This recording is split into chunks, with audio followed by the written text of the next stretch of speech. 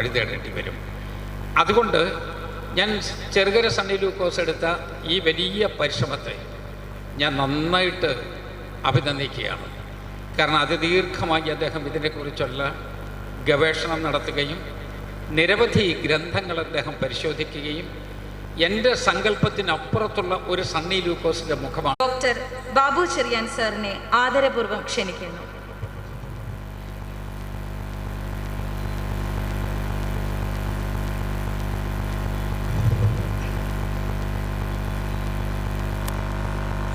വേദിയിലും സദസ്സിലുമുള്ള ആദരണീയരെ,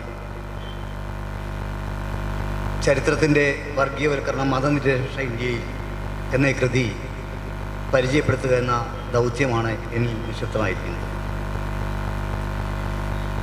ഈ പുസ്തകത്തെക്കുറിച്ച് പഠിക്കുമ്പോൾ മനസ്സിലാക്കുമ്പോൾ ആദ്യം പഠിക്കുമ്പോൾ എന്ന് പറയുന്ന വാക്ക് ഞാൻ മനഃപൂർവ്വമായി തന്നെ പ്രയോഗിക്കുന്നതാണ്. ഇതൊരു സാധാരണ വിധാനത്തിൽ എഴുതപ്പെട്ടിരിക്കുന്ന കൃതിയല്ല.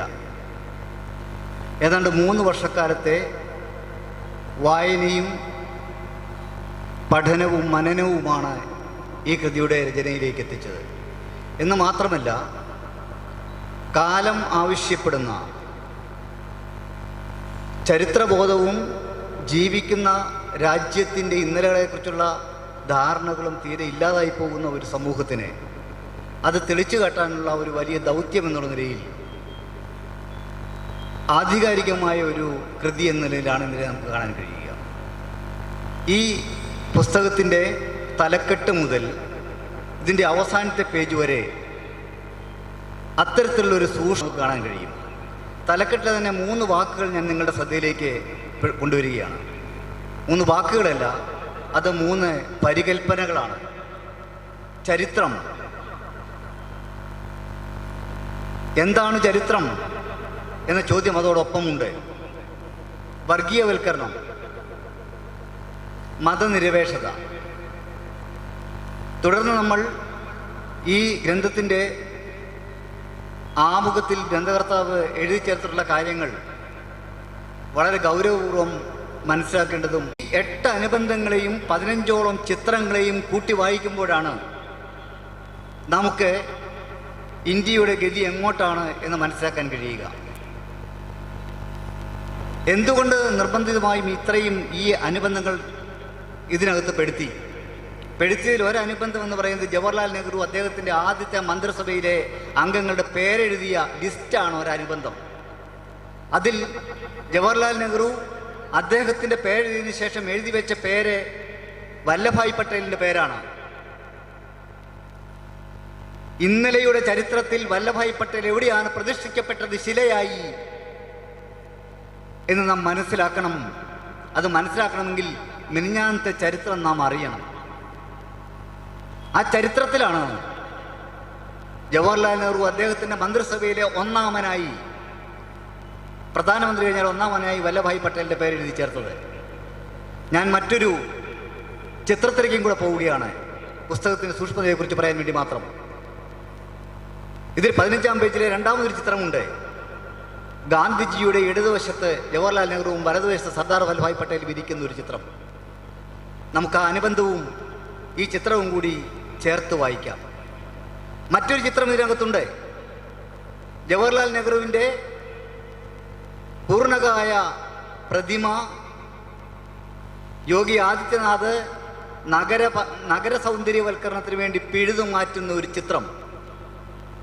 ആ ചിത്രം കണ്ടപ്പോൾ സത്യത്തിൽ ആ ചിത്രം കണ്ടതുകൊണ്ട് മാത്രം വായന അവസാനിപ്പിച്ച് കുറേ നിമിഷങ്ങൾ എനിക്ക് മൗനമായിരിക്കേണ്ടി വന്നു. എനിക്ക് എന്നോട് തന്നെ ചോദിക്കേണ്ടി വന്നു, ഞാൻ ഉൾപ്പെടെ ഒരു പൗരൻ പോലും ഈ രാജ്യത്തില്ലാതായി പോയോ ഇത് ചോദിക്കാൻ എന്ന്. നമ്മുടേതുപോലെ ഇത്ര നിരുത്തരവാദപരമായ പൗരബോധമില്ലാത്തൊരു സമൂഹത്തിലല്ലാതെ എവിടെ രാജ്യത്തിൻ്റെ ആദ്യത്തെ പഞ്ചവത്സര പദ്ധതികൾ സമ്മാനിച്ച, രാജ്യത്തെ ഇന്നതിൻ്റെ രൂപത്തിലാക്കിയ, രാജ്യത്തിന് പഞ്ചശീല തത്വങ്ങൾ സമ്മാനിച്ച, രാജ്യത്തിന് ചേരുചേരാ നയം നൽകിക്കൊണ്ട് രാജ്യത്തെ ലോകരാഷ്ട്രങ്ങളുടെ മുന്നിലേക്ക് ഉയർത്തിക്കൊണ്ടുവന്ന രാഷ്ട്രശില്പിയുടെ ഒരു പ്രതിമ പിഴുതെടുത്ത് ഒരു പാഴ്വസ്തുവിനെ പോലെ തൂക്കി എറിഞ്ഞപ്പോൾ അത് ചോറയുവാൻ കാണിക്കുന്ന ഒരു പത്രപ്രവർത്തകൻ കാണിക്കുന്ന തൻ്റെ ഇടവും ഈ പുസ്തകത്തിന് എല്ലുറപ്പ് നൽകിയിട്ടുണ്ട്. ഒരു സംശയവും വേണ്ട, ഈ പുസ്തകം മലയാളത്തിൽ മാത്രമല്ല ഇന്ത്യ ഒട്ടാകെ ചർച്ച ചെയ്യപ്പെടുകയും വലിയ സംവാദങ്ങൾ ഉണ്ടാക്കുകയും ചെയ്യാൻ പോകുന്ന ഇന്ത്യയുടെ ചരിത്രത്തെ വളരെ വസ്തുനിഷ്ഠമായി വസ്തുതാപരമായി സത്യസന്ധമായി ആവിഷ്കരിക്കുന്ന കൃതിയാണ് എന്ന് മാത്രം സൂചിപ്പിച്ചുകൊണ്ട് ഞാൻ എൻ്റെ ഈ ലഘുപ്രഭാഷണം അവസാനിപ്പിക്കുന്നു. നമസ്കാരം. Thank you sir. തികഞ്ഞ യുക്തിബോധത്തോടെ യാഥാർത്ഥ്യങ്ങളെ അടിസ്ഥാനപ്പെടുത്തി എഴുതിയ ഈ ഗ്രന്ഥത്തിൻ്റെ പ്രകാശനമാണ് ഇനി ഇവിടെ നടക്കുന്നത്. Joining with us right now doctor Shashi Tharoor, member of parliament. ബഹുവിഷയ പണ്ഡിതൻ അഥവാ പോളിമാത്ത് എന്ന് വിളിക്കാവുന്ന ചുരുക്കം ചിലരിൽ ഒരാളാണ് doctor Tharoor. He has such an outstanding credentials as a scholar, politician, a novelist and much more. വിശ്വപൗരൻ എന്ന ഖ്യാതി നേടിയ ഇദ്ദേഹം ചരിത്രം, സംസ്കാരം, രാഷ്ട്രീയം, സമൂഹം, വിദേശ നയം എന്നിങ്ങനെ വൈവിധ്യമാർന്ന മേഖലകളിൽ എഴുതുകയും അതുവഴി പ്രശംസ പിടിച്ചു പറ്റുകയും ചെയ്ത ലോകം അംഗീകരിച്ച എഴുത്തുകാരനും സ്പീക്കറും ആണ്. 21-ലധികം പുസ്തകങ്ങൾ, 100-ലധികം കോളംസ്, ആർട്ടിക്കിൾസ് ഒക്കെ ഇദ്ദേഹത്തിൻ്റെ സംഭാവനകളാണ്. He has a strong, clear and articulate voice. Sir, it's really an honor and pleasure to welcome you to this function, and I request you to kindly release the text to the public.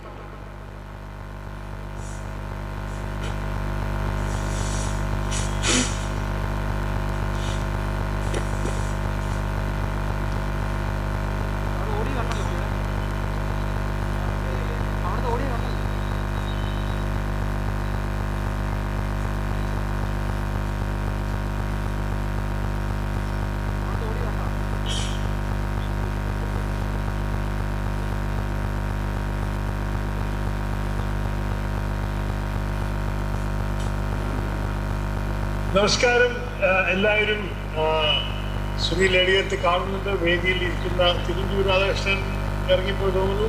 എന്തായാലും അവിടെ ഇരിക്കുന്ന Shri doctor Babu Cherian, Shri Suresh പുരം, ശ്രീ ജോജോ കപ്പൻ, നമ്മുടെ ഭയങ്കരായ എഴുത്തുകാരൻ ശ്രീ സണ്ണി ലൂക്കോസ്, വേദിയിലും സദസ്സിലും വെർച്വലിയും കണക്റ്റഡായ എല്ലാ ബഹുമാന്യരെ എല്ലാവർക്കും എൻ്റെ വിനീതമായ നമസ്കാരം.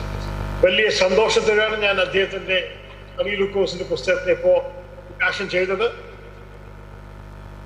എൻ്റെ ഒരു ചോദ്യം മാത്രമേ ഉള്ളൂ. നിങ്ങൾ എന്നെ ഒരു ദീർഘമായൊരു പ്രസംഗം ചെയ്യാൻ ആവശ്യപ്പെട്ടിട്ടുണ്ട്, പക്ഷെ നിങ്ങളുടെ സൗണ്ട് ക്വാളിറ്റി ശരിയാക്കിയിട്ടുണ്ടോ? കാരണം നിങ്ങളുടെ ആദ്യത്തെ ഒരു 10 മിനിറ്റിൽ ഒരു വാക്ക് മനസ്സിലാക്കാൻ ബുദ്ധിമുട്ടായിരുന്നു ഇവിടെ. അതുകൊണ്ട് ഞാൻ സംസാരിക്കുന്നത് നിങ്ങൾക്ക് ക്ലിയറായി കേൾക്കണ്ടോ എന്നൊന്ന് അറിയണം. ഞാൻ ഒരു പ്രസംഗം ആരംഭിക്കണം. കേൾക്കുന്നുണ്ടോ ക്ലിയർ ആയിട്ട്? സുനിൽജി അവിടെ ഇരുന്ന് ചുരുക്കണമല്ലോ. താങ്കൾക്ക് കേൾക്കുന്നുണ്ടോ സുനിൽജി? എന്താ ഞാൻ സംസാരിക്കുന്നത് ആർക്കും മനസ്സിലാകുന്നില്ല എന്നാണ് എൻ്റെ ഒരു സംശയം. ഹലോ. അപ്പൊ അങ്ങനെയാണെങ്കിൽ ഒരു പ്രസംഗത്തിന്റെ വലിയൊരു പ്രസക്തി ഇല്ലല്ലോ. അങ്ങനെയാണെങ്കിൽ നമ്മുടെ ഒരു മോറൽ സോളിഡാരിറ്റി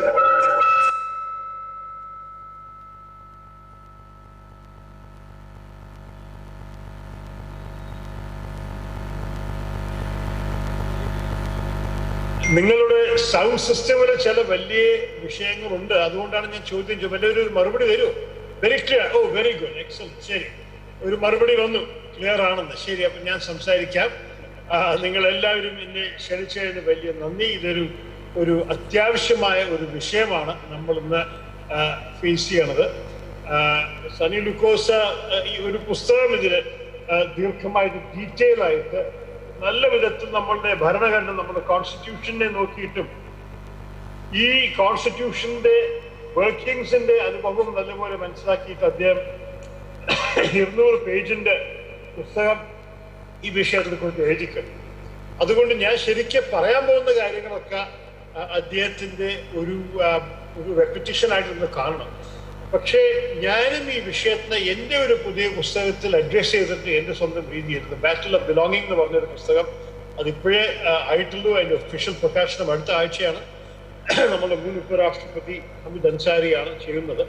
പക്ഷെ ആ പുസ്തകം മലയാളത്തിൽ വരുമ്പോഴും നിങ്ങൾക്കും ഈ പുസ്തകം സണ്ണി ലൂക്കോസിന്റെ പുസ്തകത്തിനൊപ്പം ഒരുമിച്ച് കാണാൻ സാധിക്കും.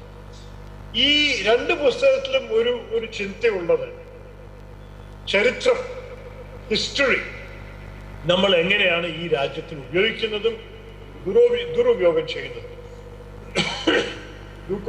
സണ്ണി ലൂക്കോസ് എന്നോട് പറഞ്ഞു, പിന്നെ ചില വാക്കുകൾ മലയാളത്തിൽ പറഞ്ഞ ശേഷം ഇംഗ്ലീഷിൽ സംസാരിക്കുമായിരിക്കും നല്ലത്. അപ്പം അങ്ങനെയാണെങ്കിൽ ഞാനും ഒരു 2 വാക്ക് പറഞ്ഞിട്ട് ഇംഗ്ലീഷിൽ മാറാം. പക്ഷെ നിങ്ങൾക്ക് എപ്പോൾ വേണമെങ്കിലും എന്നെ ഇന്ററാപ്റ്റ് ചെയ്തിട്ട് ചില കാര്യങ്ങളൊന്നും മലയാളത്തിൽ വിശദീകരിക്കാൻ പറഞ്ഞാൽ ഞാൻ ആവും പോലെ ചെയ്യാം. എൻ്റെ എല്ലാം വെച്ച് വലിയ ചിന്ത നമ്മൾ ഈ 5-6 വർഷമായിട്ട് കാണുന്നത്, ഇംഗ്ലീഷ് പറയുകയാണെങ്കിൽ history in the service of Hindutva nationalism. Hindutva ഭരണത്തിൽ വന്ന ശേഷം അവരുടെ ചിന്ത അവർ മുന്നോട്ട് വെക്കുന്നത് is the idea of a timeless national community. അത് ഭാരതം ഒരു ഹിന്ദു രാജ്യമാണ്, എപ്പോഴും ആയിരുന്നു, ഇനി വീണ്ടും ആവണം എന്നൊരു വിശ്വാസം. അതില് മാതൃഭൂമിയെ പൂജിച്ച് Hindu Rashtra is the natural state of the nation. This idea is married to a history. അപ്പൊ നമ്മൾ സാവർക്കറും ഗോൾവാൾക്കറും ഈ ഹിന്ദുത്വ ഐഡിയോളജിയുടെ ആദ്യം മുതൽക്കേ എഴുതി സംസാരിക്കാൻ തുടങ്ങുന്നവര്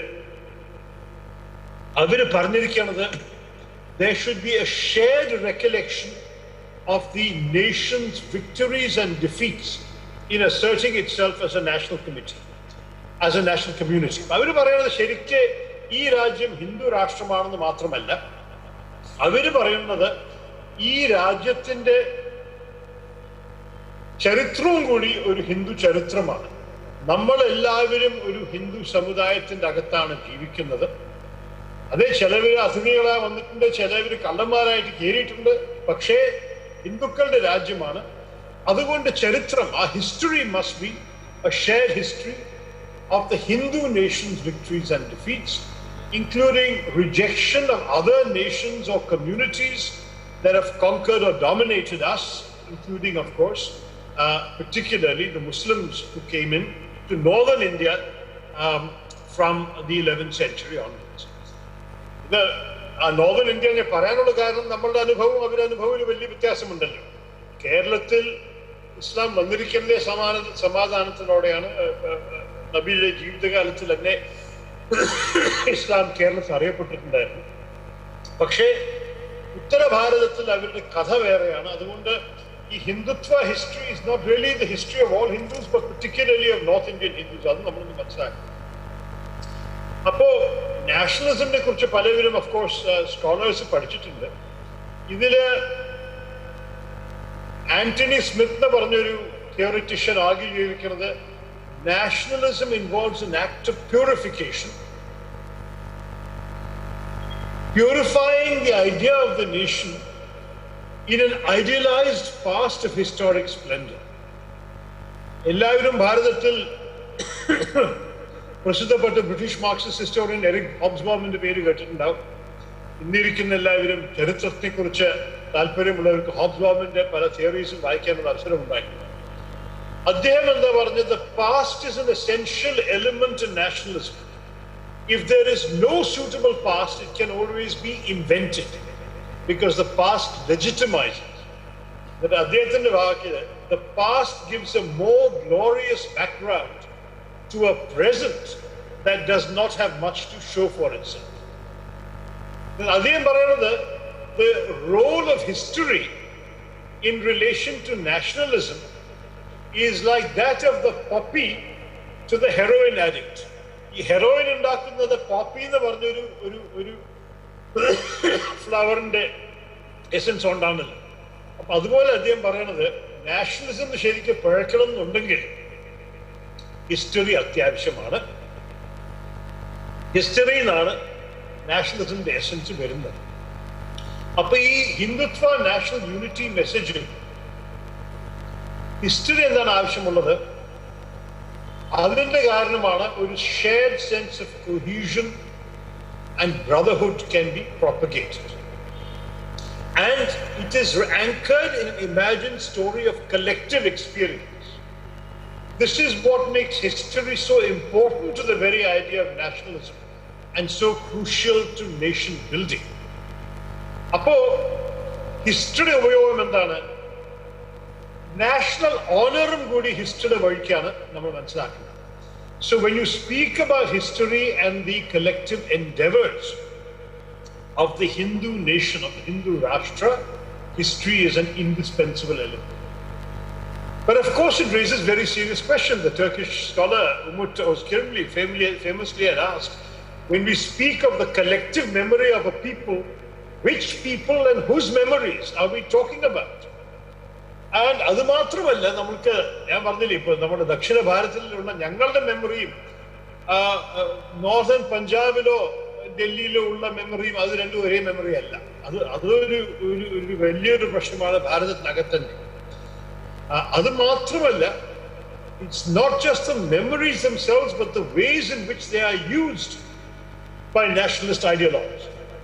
അപ്പോൾ ഞാൻ ഐക്യരാഷ്ട്രസഭയിൽ പ്രവർത്തിക്കുമ്പോൾ പല വർഷം ഞാൻ യൂഗോസ്ലാവിയ സിവിൽ വാറിന്റെ ഉത്തരവാദിത്വം നടത്തിയ ഒരു വ്യക്തിയാണ്. ഞാനായിരുന്നു പീസ് കീപ്പിംഗ് ഡിപ്പാർട്ട്മെന്റ് ആയിട്ട് ഇൻചാർജ്. ഞാനാണ് ആദ്യം UN വേണ്ടിയിട്ട് യൂഗോസ്ലാവിയ രാജ്യത്ത് യുദ്ധം നടക്കുമ്പോൾ പോയിട്ട് എന്താ ചെയ്യേണ്ടതെന്ന് കണ്ടുപിടിക്കാൻ ശ്രമിച്ചത്, ആ ഫ്രണ്ട് ലൈൻസ് കൊടുക്കുന്നത്. അപ്പോൾ ഒരു കാര്യം മറക്കേണ്ട, യൂഗോസ്ലാവിയയില് സെർബ് ആൻഡ് ക്രൊയേഷ്യൻ യുദ്ധത്തോടാണ് തുടങ്ങിയത്. പക്ഷെ ഈ രണ്ട് കൂട്ടരും, സെർബും ക്രൊവാട്ടും, ഒരുമിച്ച് ജീവിച്ചിട്ടുണ്ടായിരുന്നു, കല്യാണം കഴിച്ചിട്ടുണ്ടായിരുന്നു. ടീറ്റോ പകുതി സെർബും പകുതി ക്രൊവാട്ടുമായിരുന്നു. അവര് ഒരു 10-70 വർഷമായിട്ട് ഒരു രാജ്യമായി ഒരുമിച്ച് താമസിച്ചവരാണ്. എന്നിട്ടാണ് ക്രൊയേഷ്യൻ നാഷണലിസമും സെർബിയൻ നാഷണലിസവും വേറെ കഥകൾ പറഞ്ഞിട്ട് ഞങ്ങള് വേറെ ജനങ്ങളാണ്, ഞങ്ങളുടെ ഹിസ്റ്ററി വേറെയാണെന്ന് പറഞ്ഞിട്ട് യുദ്ധങ്ങൾ ആരംഭിക്കാൻ സാധിച്ചു. So nationalist interpretations of the past can deliberately ignore certain elements of commonality and emphasize others of difference, exaggerate the relevance of some, trivialize that of others, and thereby distort realities. George Orwell, പ്രസിദ്ധപ്പെട്ട essay ഉണ്ടല്ലോ നാഷണലിസത്തിനെ കുറിച്ച്, അദ്ദേഹം പറഞ്ഞു, every nationalist is haunted by the belief that the past can be altered. അപ്പോ അദ്ദേഹത്തിന്റെ ഒരു വിചാരമാണ്, നമുക്ക് നാഷണലിസം വേണമെന്നുണ്ടെങ്കിൽ നമ്മള് പണ്ട് കാലത്തെ എന്ത് നടന്നു എന്ന് എടുത്തിട്ട് അതിനെ മാറ്റിയാലേ നമുക്ക് നാഷണലിസം സസ്റ്റെയിൻ ചെയ്യാൻ സാധിക്കും. He says there is plain forgery of history taking place. Material facts are suppressed, dates are altered, quotations are removed from context, events which is felt ought not to have happened are left unmentioned and ultimately denied. And the nationalist is only interested in the success, the victories, and the stories of his own people.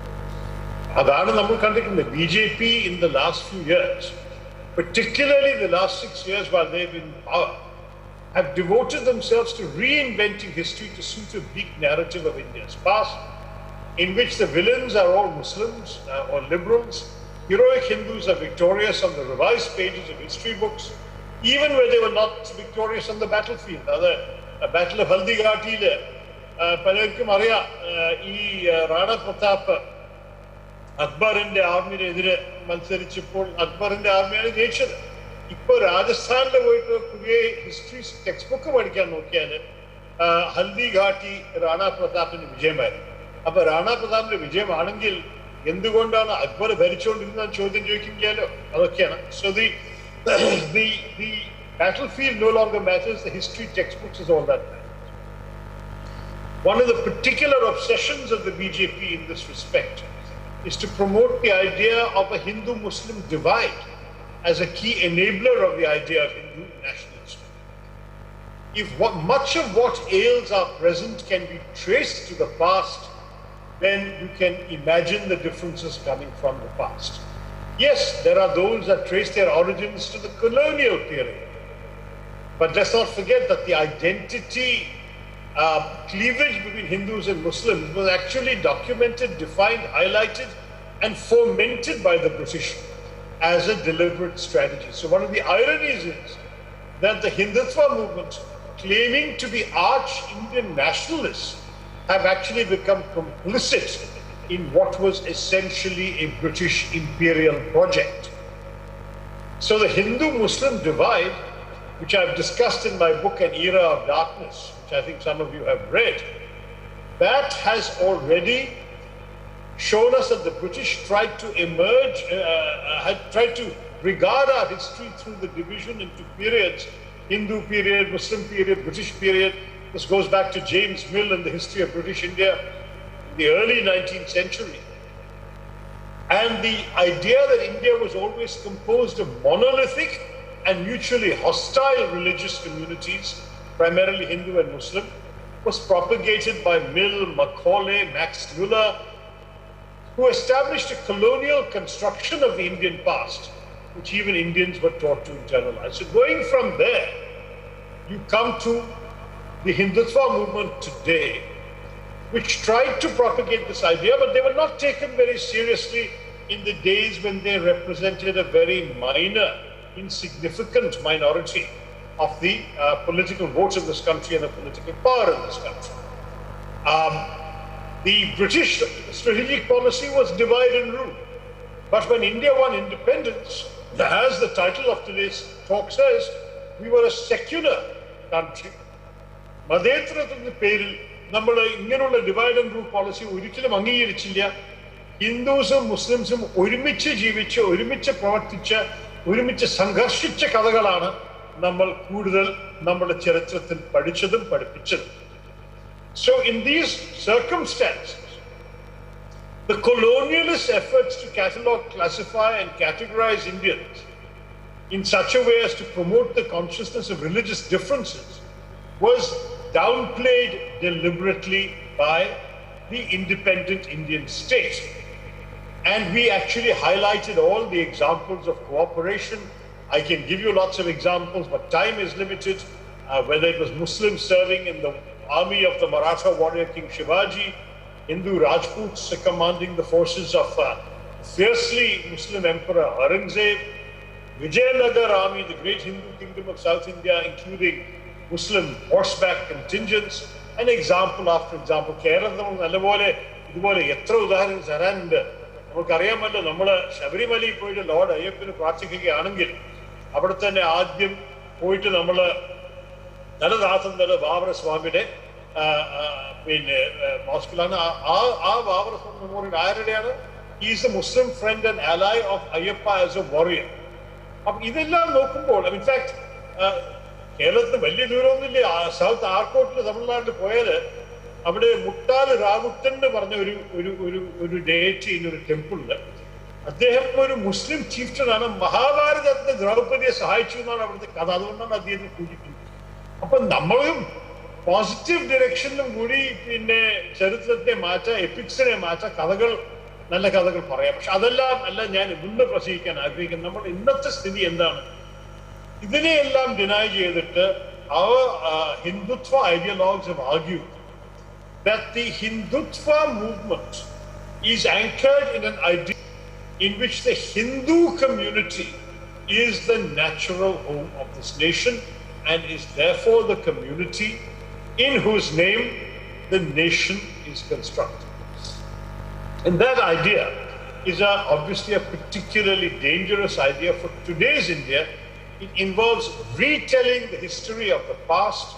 It involves retelling whether it is the history of the Mughals, who are demonized as cruel oppressors of the Hindus, which is an oversimplification and a gross exaggeration of the actual record, in order to convey the idea that India was subjected to repeated defeats over the centuries, including by generations of Muslim conquerors that enfeebled the people and their land. All of these things has been told or retold and reinvented in order to serve a communal agenda today. And the result, of course, is that even those Mughal rulers who say those secularist leaders used to extol as paragons of national cooperation across communities, such as Akbar, are today demonized by the Hindutvavadis because they were originally Muslim, or they were Muslim. And so you have a situation where communal history has continued. When you look at the British period, There are many Indians who voted against the British. Bahadur Shah Zafar himself, Zeenat Mahal, Maulvi Ahmadullah, General Bakht Khan in the First World War. All of these people are conspicuously absent from Hindutva history. And the syncretic traditions of Hindu-Muslim unity that waged opposition, usually unarmed but sometimes armed, against the British, are elided, are diluted, are pushed aside.